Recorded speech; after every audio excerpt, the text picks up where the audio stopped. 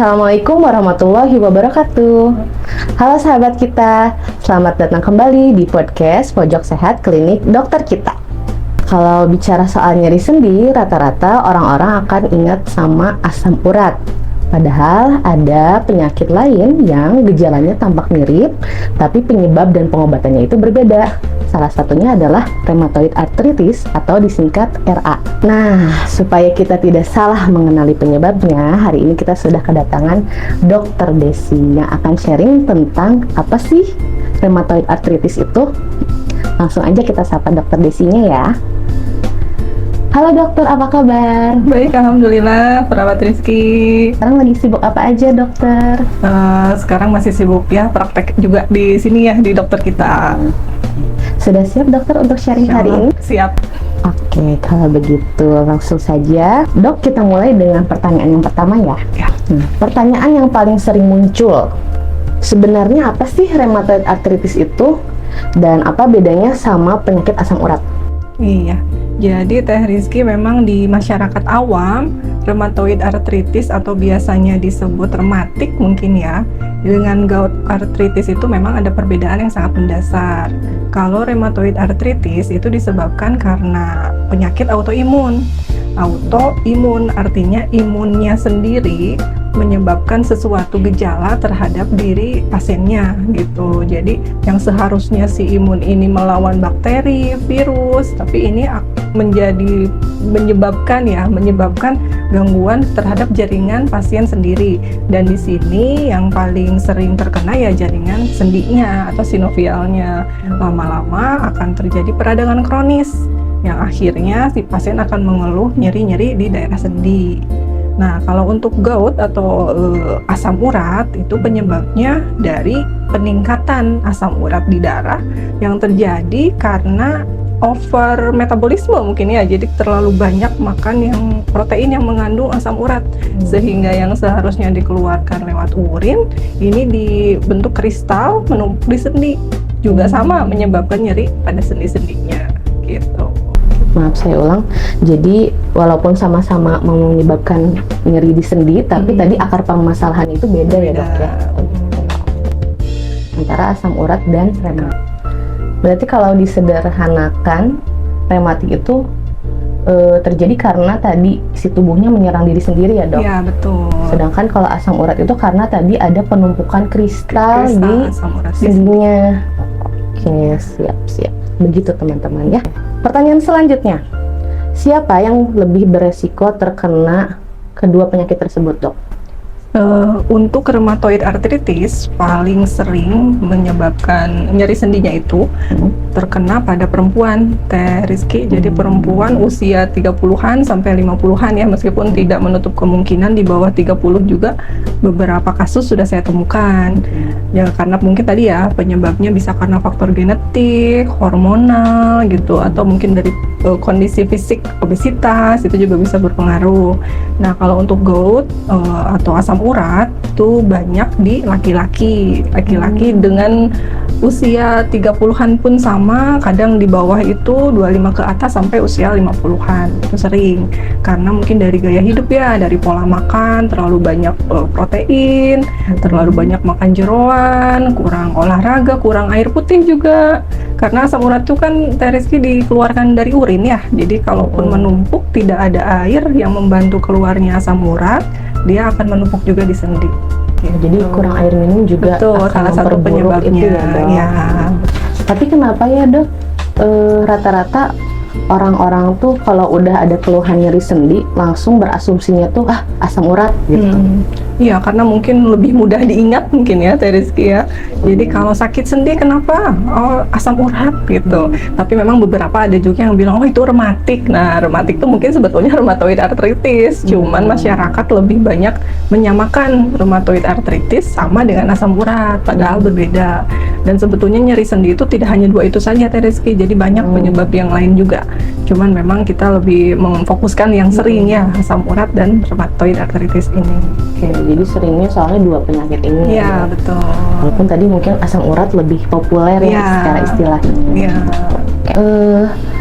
Kalau dari gejalanya sendiri dok, apa yang menjadi ciri khas gejala ini tuh rheumatoid arthritis gitu, bukan asam urat. Ya, jadi kalau rheumatoid arthritis, ciri khasnya itu paling sering pasien mengeluh di pagi hari, Teh Rizky. Saat bangun tidur, kenapa kok sendi-sendi tangan saya nih kaku gitu ya? Kaku tuh betul-betul kaku biasanya. Jadi dia butuh waktu untuk melenturkan si jari-jarinya gitu ya. Paling sering di tangan, tidak menutup kemungkinan di sendi yang lain, itu di kaki juga. Itu ciri khasnya, dan dua-duanya kanan kiri gitu. Terus biasanya yaitu dengan pemberian obat nyeri menghilang, tapi kok nggak sembuh-sembuh. Nah, itu kita harus curiga tuh ada gangguan rematik atau rheumatoid arthritis. Berbeda dengan gout, Teh Rizky. Kalau gout itu biasanya salah satu sendi, kanan saja, kiri saja, dan biasanya paling sering di sendi kecil ya. Meskipun sendi lutut, di pinggang itu juga ada, tapi jarang. Seringnya berawal di sendi kecil, di jari-jari tangan, jari-jari kaki, dan mendadak. Tadi malam kita tidur misalnya masih baik-baik saja, pas bangun tidur kok tiba-tiba sendi kaki saya sakit dan bengkak gitu. Sampai dikasih kain penutup atau selimut pun sakit gitu ya, karena tingkat nyerinya memang akut namanya, mendadak. Nah, itu biasanya ke arah gout atau asam urat. Terus kenapa kok kalau asam urat tadi cuman sebagian atau satu sisi aja, Dok, Iya. keluhannya? Jadi kalau asam urat itu karena dia numpuk di mana yang sendinya biasanya yang paling mudah untuk ditumpuki kristal-kristal dibanding dengan rematik autoimun tadi ya. Dia kan sifatnya sistemik ya, Rizky. Jadi seluruh badan dia maunya numpuk di jaringan sinovial yang manapun gitu, dia akan ada keluhan. Berbeda dengan gout arthritis gitu. Biasanya memang pada sendi yang sering dipakai sih ya sebetulnya. Mungkin di sendi kaki karena mungkin aktivitasnya juga lumayan berat setiap harinya, atau di tangan misalnya pada pasien-pasien petani mungkin ya yang biasa nyabut rumput atau nyabut rumputnya padi gitu ya, itu juga bisa. Jadi salah satu sisi kayak misalnya dominan bertumpunya di kiri, jadi mungkin keluhannya kalau asam urat lebih banyak di yang dominan. Kalau rematik itu bisa di kanan dimanapun kiri, dan rata-rata simetris. Oh gitu. Iya. Terus ada juga, Dok, kadang kasusnya orang tuh bilang hasil lab asam uratnya tuh tinggi, tapi nggak pernah sakit gitu, nggak pernah ada keluhan nyeri. Itu atau ada juga sebaliknya yang nyerinya tuh ada, kerasa nyeri hebat, tapi pas dicek hasil labnya tuh normal. Nah, itu kalau kayak gitu gimana, Dok? Kenapa bisa begitu ya? Jadi pada pasien-pasien dengan akut ya, jadi yang mendadakan gitu, ketika dicek langsung darahnya belum tentu tercantum gitu, belum tentu ketahuan bahwa si asam uratnya ini tinggi. Saat itu mungkin saat fase memang belum terdeteksi di darah gitu. Tapi itu juga tidak bisa menjadi patokan, Teh Rizky. Jadi kalau misalnya pasien dengan sakit asam urat udah jelas ke arah sana gitu, ternyata hasil labnya normal, lalu kita berpikir ini bukan asam urat. Tapi kalau 2 hari kemudian dicek ternyata tinggi, ya asam urat gitu. Jadi memang harus ada pemeriksaan lain, anamnesa lain juga yang menuju ke sana gitu ya. Jadi tidak bisa tuh pemeriksaan laboratorium menjadi faktor utama gitu. Kadang pasien tadi malam langsung periksa pagi gitu, asam urat belum tentu naik. Jadi memang harus nunggu beberapa saat dulu untuk dicek. Kan harus ada persiapan dulu juga ya. Jadi kalau mau cek asam urat baiknya puasa dulu selama 10 sampai 12 jam. Gitu. Jadi nggak ada dadakan ya, Dok, Betul, ya. Ada persiapan. Misalnya gini, Dok, kasusnya ada orang yang dia tuh sebenarnya kena rematik, tapi dia tuh ngiranya itu asam urat, dan dia misalnya langsung minum obat nyeri. Nah, itu gimana? Ada dampak tertentu atau gimana? Memang paling banyak dari Rizky untuk sakit sendi ini pasien lebih condong ke sudah obati saja dulu nyerinya gitu ya. Dia tidak berpikir apapun sebabnya gitu, padahal kan memang ada pengobatan khusus ya. Boleh anti nyeri untuk awal, untuk mengurangi lah, meredakan supaya dia bisa beraktivitas gitu ya. Hanya memang kedepannya harus diagnosa lebih lanjut, apa betul rheumatoid arthritis atau asam urat, karena perbedaan di salah satu atau lebih dari obat-obat yang harus kita berikan gitu. Boleh untuk memberikan anti nyeri, tapi memang kalau rheumatoid arthritis pemberian anti nyeri saja kurang cukup karena si peradangan kronisnya di dalam ya masih terus berlanjut gitu. Sebelum kita tahu nih bahwa RA positif gitu. Sama pun dengan gout, kalau misalnya dia minum anti nyeri tapi goutnya, asam uratnya nggak diturunkan, itu juga sama, sayang jadinya. Malah efek samping obat nyeri itu kan banyak ke lambung ya. Jadi kalau nggak beres-beres diminum lagi, Iya. tapi nyeri lagi, Iya. bolak-balik terus ya Betul. dok, nggak beres-beres. Iya. Oke, begitu ya sahabat kita. Pertanyaan selanjutnya dok, apakah rheumatoid arthritis ini bisa sembuh? Karena rheumatoid arthritis ini penyakit autoimun, memang mungkin penelitiannya belum sampai sana ya Teh Rizky. Jadi belum bisa sembuh 100% gitu ya. Sama halnya seperti alergi lah ya. Alergi itu tidak bisa sembuh 100%. Cuman kita bisa berusaha untuk mengurangi kecacatan, karena kan rheumatoid arthritis ini tuh kenanya bisa selain ke sendi, dia merusak ke tulang juga. Sehingga kadang tulangnya itu lama-lama akan menjadi perubahan bentuk gitu. Mungkin pasien akan menjadi cacat kalau dibiarkan lama. Tangannya menjadi tidak bisa mengancingkan baju misalnya, itu kan lumayan ya mengganggu juga gitu. Nah itu jadi memang sebaiknya diperiksa lebih lanjut ya untuk itu. Terus untuk yang obat-obatan tadi juga sama, jadi harus diyakinkan bahwa ini apa dulu, baru pengobatannya terarah gitu. Jadi merusak tulang juga ya? Merusak tulang Jadi juga. bikin keropos gitu? Betul, atau enggak osteoporosis? keropos. Jadi lama-lama dia itu si autoimunnya sendiri akan masuk ke dalam si tulangnya ya, si tulangnya dirusak juga tuh jadi sama diserang proses sel tulangnya. sama proses imunnya tadi gitu, proses peradangan. Nah, terus kalau untuk asam urat sendiri itu apakah cukup dengan mengurangi atau menghindari jeroan aja dok? Ya. Nggak makan jeroan tadi Ya, atau betul. yang tinggi protein gitu? Ya, salah satunya dengan itu ya, dengan mengurangi jeroan, mengurangi protein dari hewani atau kacang-kacangan juga mungkin ya. Tapi memang tidak semuanya hanya dari makanan saja. Minum air putih tadi harus cukup, olahraga juga harus rutin gitu. Terus dari kondisi berat badan harus betul-betul terjaga gitu. Itu aja sih kalau untuk gout. Jadi emang harus seimbang ya dok? Betul, betul. Ya.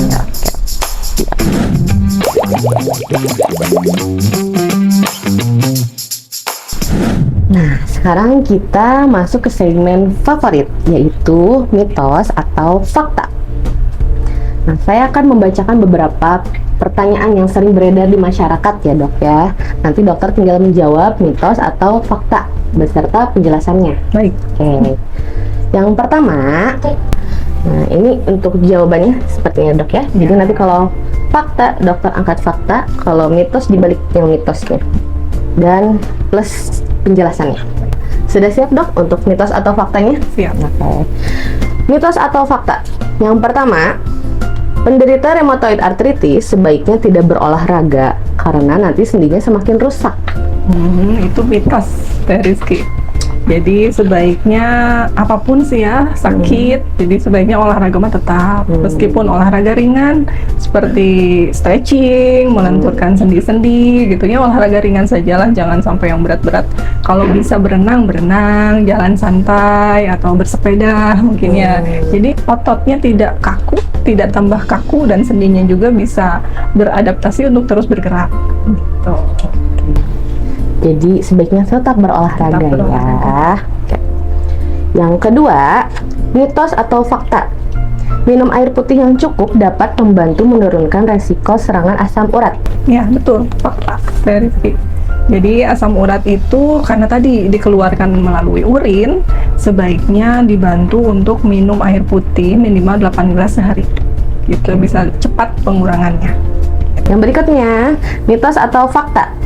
Kalau sudah minum obat asam urat dan kadar asam uratnya normal, obatnya boleh langsung diberhentikan. Itu mitos Teh Rizky dan sahabat kita ya. Jadi obat-obatan asam urat tidak boleh langsung di stop sendiri tanpa pemberian izin dari dokter. Karena mungkin pasien berpikir sudah enak ya di stop langsung, padahal si kristal tuh masih ada sebetulnya. Nah ini akan terjadi reaksi berulang di suatu saat. Setelah pemberian obat itu beberapa hari mungkin tampak enak, 2-3 hari berulang lagi tuh serangan akutnya gitu. Jadi sebaiknya malah kalau kami sarankan untuk 1 bulan penuh minum obat penurun asam urat. Bulan depannya baru dicek lagi, kalau bagus ya stop gitu. Jadi jangan langsung dihentikan sendiri ya, sahabat Oke. kita, harus kontrol dulu ke dokter. Ya. Oke. Selanjutnya ya, Dok. Serangan asam urat kambuh, mengompres sendi dengan es bisa membantu mengurangi nyeri. Iya, fakta, Teh Rizky. Jadi kalau nyeri sendi itu bisa dibantu dengan mengompres dengan es ya untuk mengurangi peradangan. Ya, pada beberapa pasien juga memang ada yang nyaman, ada yang tidak, ada yang malah mungkin dengan air hangat gitu ya, atau dengan es. Memang bagusnya dengan balok esnya sendiri gitu ya, dimasukkan ke dalam kain lalu dikompreskan ke tempat yang bengkaknya. Itu bisa membantu peradangan. Selanjutnya, rheumatoid arthritis hanya menyerang sendi. Mitos atau fakta? Mitos. Jadi memang rheumatoid, karena kita sedang membahas rheumatoid arthritis ya. Arthritis itu kan sendi ya, sendi. Jadi menyerangnya ke sendi, tapi secara global, secara garis besar, rheumatoid arthritis ini kan penyakit autoimun, Teh Rizky. Jadi dia sistemik, semua badan bisa terkena. Jadi jantung, ginjal, kulit itu juga bisa, bahkan rambut itu juga bisa. Kalau penyakit autoimun itu menyerang semua organ. Hanya untuk rheumatoid arthritis ini memang ke sendinya.